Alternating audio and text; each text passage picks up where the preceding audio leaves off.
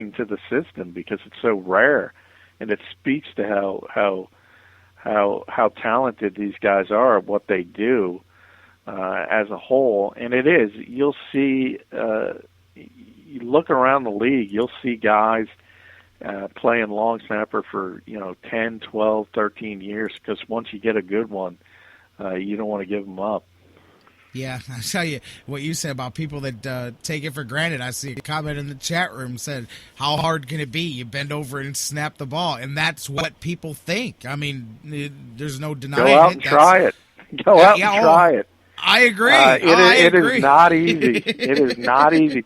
And by the way, you cannot see if you're on a field watching a special teams practice or not, especially in the punting aspect. You think how hard is it? You will not believe how fast that ball is heading back to that punter. It's coming back, and it's coming back hot.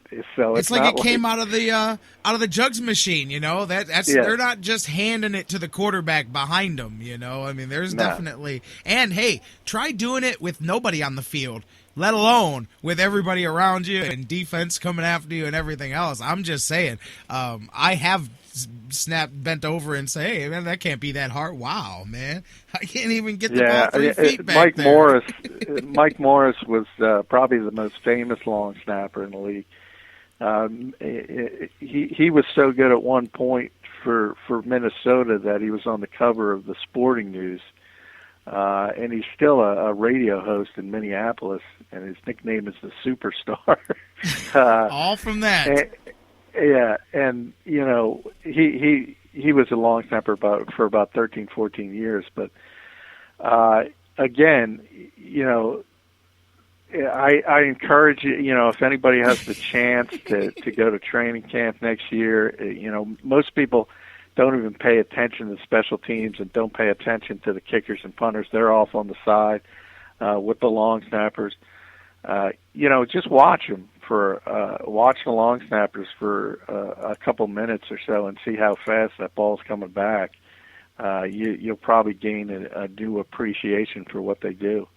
I'll tell you, listening to John McMullen from the Sports Network, J-Rock here. We're rocking on the Sports Fix. Dan Wismar coming up next from the Cleveland Fan. We'll preview the Buckeyes coming up. But a couple of things before we go here. What do you think? Browns going on the road, Titans trying to jump off. As we said, they've been outscored by nearly 100 points in the last couple of games. Really embarrassed in their last game against Andrew Luck and the Colts, 41-17.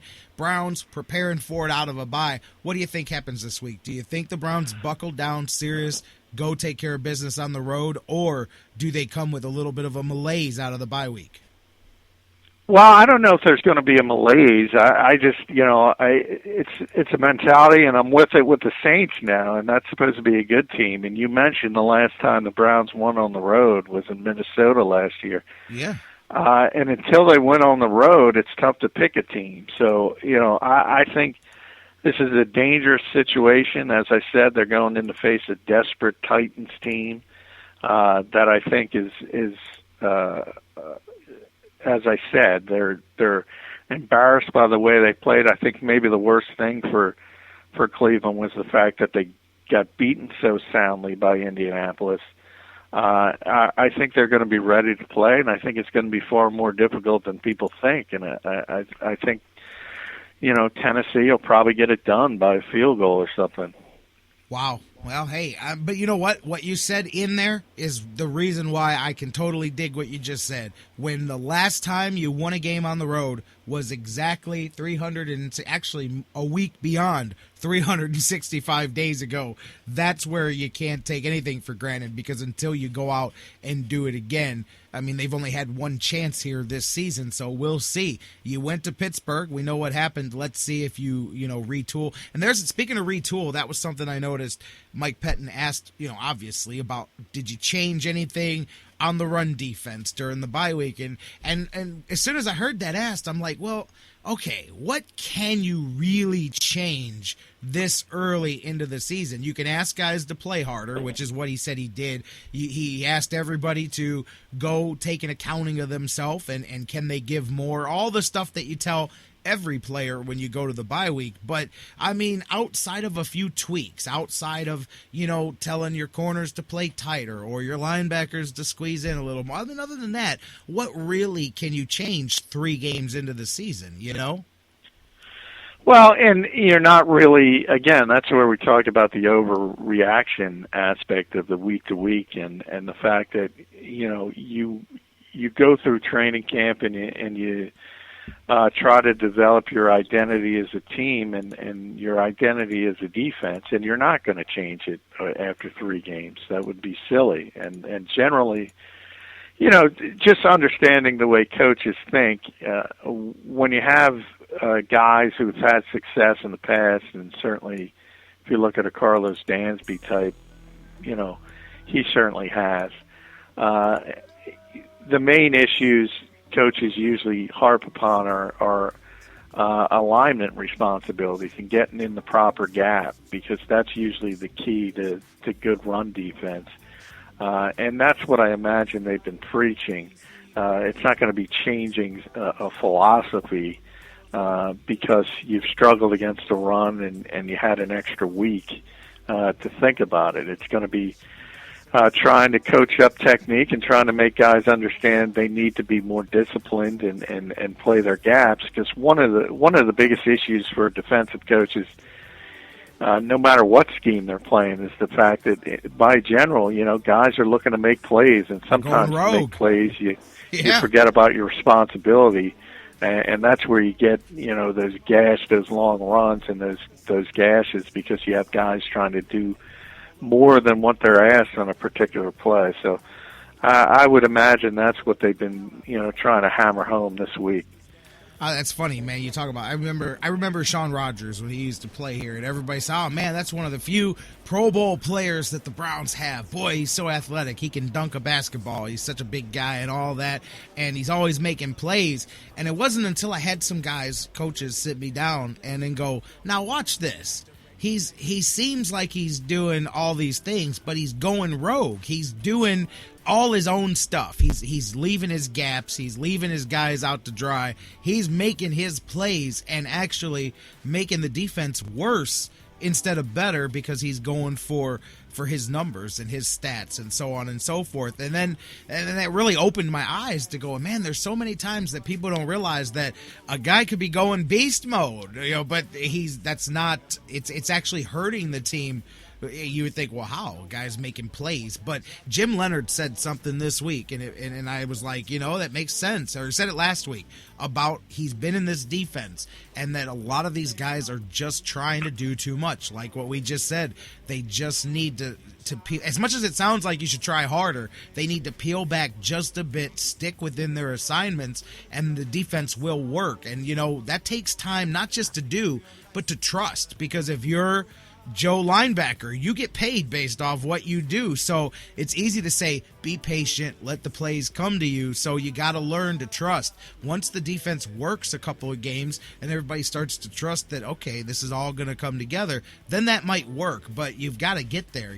That's part of it, is everybody's got to buy into each other and trust that they can play those individual roles and not have to go do their own thing. Yeah, and that's one of the reasons it's so difficult, because you don't know what defense is called, and we talked about some of the ratings in the past weeks, and the fact that fans are trying to rate the games, and sometimes if you study enough football and you understand what a team's philosophy is and what they're trying to accomplish, you get a pretty good idea on each particular play about a certain player's responsibility. But that doesn't mean, you have a full knowledge and you have a full understanding of what they're trying to accomplish on one particular play. And, it could be the fact that, you're asking the nose tackle to tie up 2 people and so the linebacker can make a play. It can be, you're playing a cover 3, you're playing a cover 2, and somebody releases the receiver before they should, or maybe the cornerback doesn't get the chuck in the first 5 yards, and that ruins everything. So it really is the ultimate team sport where you're trying to get 11 parts working in concert together, and that's what makes it so difficult, because it's hard to do that. And you could have on one play, you could have 10 guys doing the right thing and one guy doing the wrong thing, and you could look awful. On another play, you could have 6 guys doing the wrong thing, but it works out for you because somebody breaks through. That's why football is the most complicated sport to follow, at least amongst the major sports in our country. And coaches get frustrated at times when people try to simplify things. Now, that said, it's not brain surgery. We're not trying to go overboard. Coaches go overboard themselves at times too. And it's all about stopping, at the end of the day, it's about stopping the other team. Yeah. And in the instances you mentioned about Cleveland struggling against the run, that's the bottom line, is they've struggled against the run. So something's wrong, and you got to fix something. And whether it is alignment and assignment issues and gap control and things like that, or dare I say, coaches never want to hear this, maybe you do have to tweak the scheme, but it's far too early to make that judgment just yet. Yeah, Mike Pettin Sr. has to review a whole lot more footage before you get to change it. I get a laugh out of that. He always talks about before he's back from the game, his dad's got an email to him telling him all the things that they did wrong. I'm like, man, it can't hurt to have an extra set of eyes. Hopefully they put one on the sidelines this week. I do look to see if the fixable things are fixed. Do you got somebody counting 12 guys on the field? Do you got somebody making sure that those procedural things are fixed because you found out it was a problem? Cool. Everybody makes a mistake. Everybody has too much on their plate. Fix it, and it's no big deal. I want to see those you can fix. Those aren't nobody making plays, doing too much. That's something you can fix. So hopefully they did.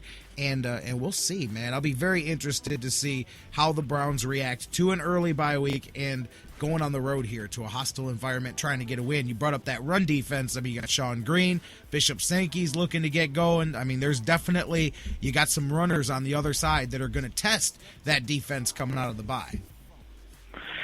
Yeah, and as we said, I mean, so much of this game depends on whether Jake Locker is at quarterback for the Titans. Obviously, if he's not, that's going to help the Browns. No. What the status is he's on not. He's not. Obviously, he's not a great quarterback or anything like that, but he is significantly better than Charlie Whitehurst. He is significantly better than Zach Mettenberger at this point. So. And the fact that they've struggled so much is at times hurtful in this league, because, as I mentioned, and you just saw it on Monday night, these teams that come off a poor performance or things like that. We saw it with Indianapolis after they lost their first 2 games, and all of a sudden they're ringing up 40 points. In back-to-back weeks. You see it time and time again. Teams coming off a loss. It's just human nature. You start to buckle down and take things more seriously. And it's still early enough in the season where you don't have teams checking out. Later in the season, if you'll see it every year, teams that are struggling, then you can kind of get a feel that, all right, this team's done. This team's not going to be competitive. They've just kind of, whether they checked out on their coach or they checked out on the season. You see that late in the season. You've seen it all too much, in fact, in Cleveland over the years. But early in the season, and it's still early, these teams are still playing hard, and they're still trying to get in the winning column. John McMullen from the Sports Network, always a great conversation. Look forward to catching up with you next week, and we'll talk about all the latest slate of games. We'll see how the Browns went into Tennessee and how they came out of it, and all the latest going on. John, enjoy the weekend slate of games, and I look forward to catching up with you next week. All right, good talking to you. All right, John McMullen, you guys can check him out. As always, he writes for the Sports Network. Also, his articles syndicated in different newspapers around the country. Always a good read when you check out John McMullen and his work for the Sports Network. And you listen to him every Monday. I know it's Wednesday, but he's usually with us every Monday at noon right here on the Sports Fix. We're going to take a break. When we come back, Dan Wismar from the Cleveland Fan joins us, and we'll talk